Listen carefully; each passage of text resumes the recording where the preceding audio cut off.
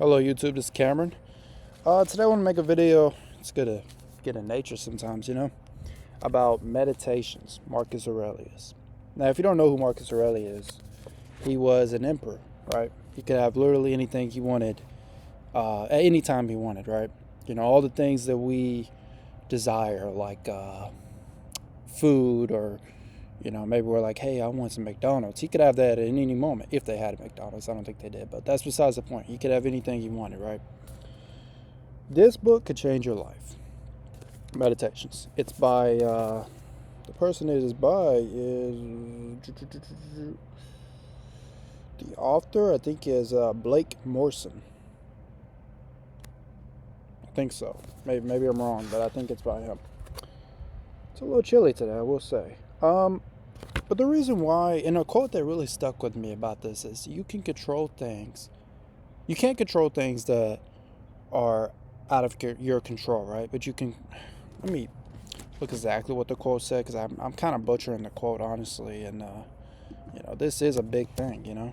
Meditations quote. You can control, right? I mean, okay. The quote. God, don't tell me.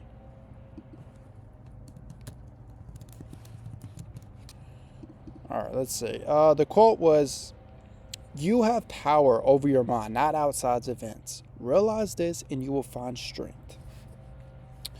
Now, when you first hear that quote, you might be like, what does that even mean, right?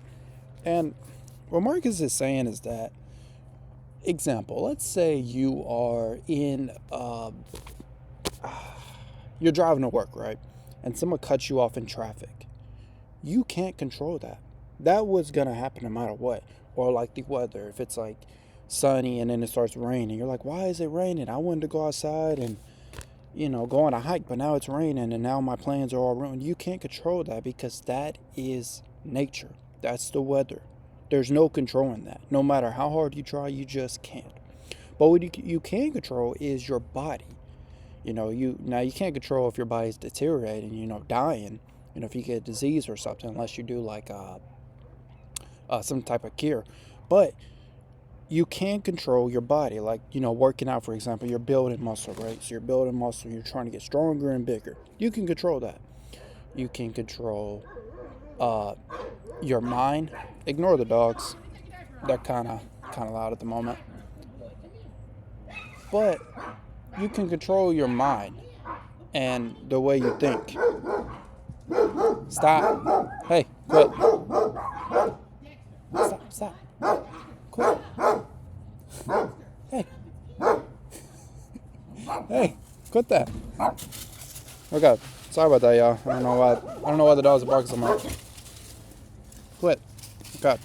Relax. Okay, so basically you can control your mind, right? Now, you can't control your thoughts, but besides the point, that's kind of off subject. But what I'm saying is that this book can change your life, because it's a really sad book when you read it, honestly. Marcus Aurelius was really sad. You got to think he was dealing with people that we probably deal with on a daily basis at work. People who are, I don't want to say this in a mean way, but degenerates, right? People who don't give up, who don't care about life. They kind of just give up on life. They rather smoke weed, party, hang out with women and not really care about life. Not saying anything's wrong with, having a girlfriend or maybe hanging out with women, sure, but not exactly. What I mean is like smoking and, drinking and stuff. Yeah, that is bad. Bad for your health and also just bad for the environment.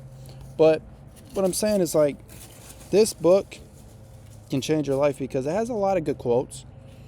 You got to think this guy was the emperor of Rome, and this book was not supposed to be published. This was his diary, but some scholar, some research person decided that they want to not burn it. They wanted to bring it to life because, you got to think it is really interesting, right? But another thing is, like, another example is, let's say you're going to a meeting, or let's say you're on your way to work. Let's say you have an interview. Well, not now. Yeah, you have an interview, right? Let's say you have an interview. Let's say you stop by Starbucks and you get a coffee and you spill the coffee on your clothes. And you think, what is the world doing to me? Why is it giving me a bad hand? Why did I spill coffee and now I have to go to work? Well, not work, interview. butchering my words right now. But that's because it's teaching you a lesson, and the lesson is patience. It's like we're working out. You know, people think, oh, when I start working out, I'm going to be a bodybuilder in like a month. Genetics play a part, but you're not going to be a bodybuilder in a month, not even in 6 months or even a year, right? Because it takes time. Building muscle takes time. It's a slow process, but it takes time. That's just kind of how it is. And another thing is like with the patience, right? And then another thing is like when you miss the opportunity, you miss the interview, right? Or you're late to the interview. It's giving you time. Well, patience for the coffee, right? But it's basically saying that opportunity, you know, you need to worry about priorities that you actually care about. It's just saying that you don't really care about the interview. That's why you were late. Sure, things come up, you know. You spilled the coffee, so now you got to clean that up. So now you're late to the, you know, your interview. But it's saying that was going to happen no matter what. It's almost like fate. We're all going to die. We don't know how we're going to die, but we all know we're going to die. Everyone you know is going to die one day, right? And, you know, we can get sad and think about it and cry our eyes out until the day we die, but that's just a waste of time. It's that Seneca say, don't cry more than you need to. I don't have the quote, but that's kind of what he told his friend, right? And it's true.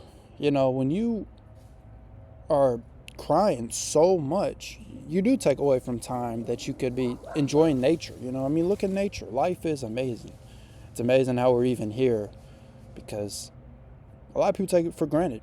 You know, if you are a guy or a person who does take life for granted, you really should wake up and realize that, you know,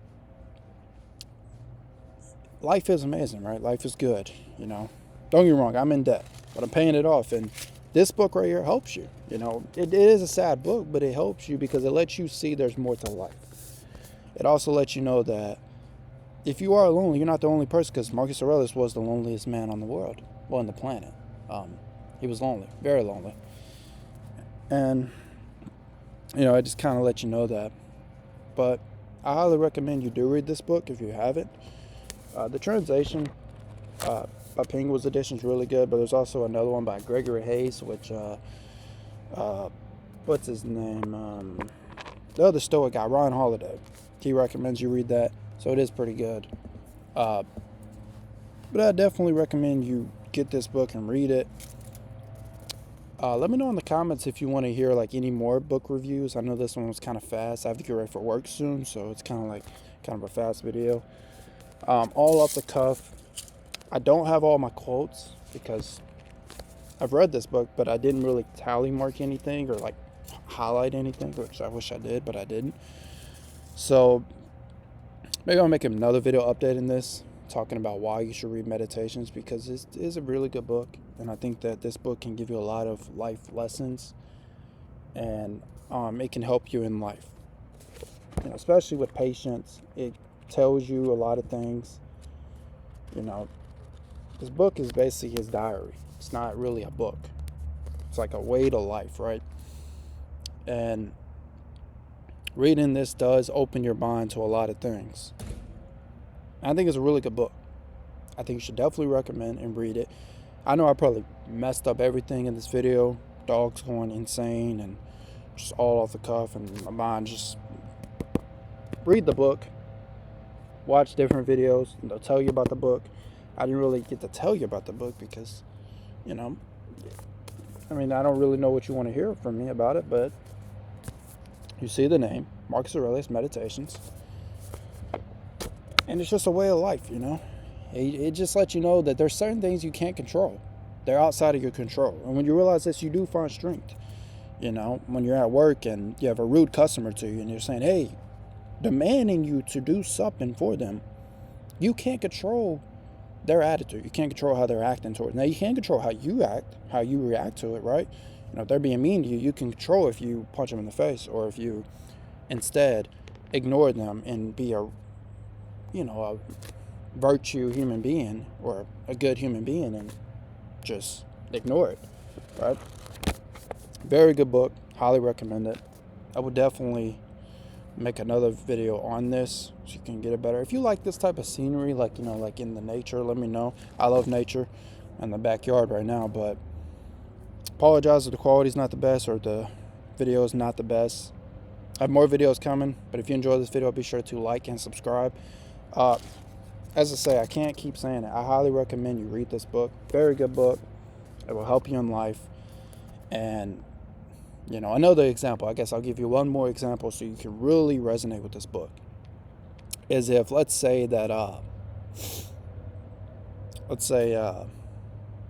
you're having a bad day. And everything is not going your way. I mean, you're late to work. Your customers are mean to you. Maybe you got, maybe your shoes are untied. Maybe when you slicing meat, you cut your hand. Like, just everything is going bad. I mean, everything. And you're just having a terrible day. Everyone's mean to you. And you're not fast. Like, you're kind of late on everything. You're slower on everything. Just think that you can control that. Now, you can't control what's happening, right? But you can control how you react to it.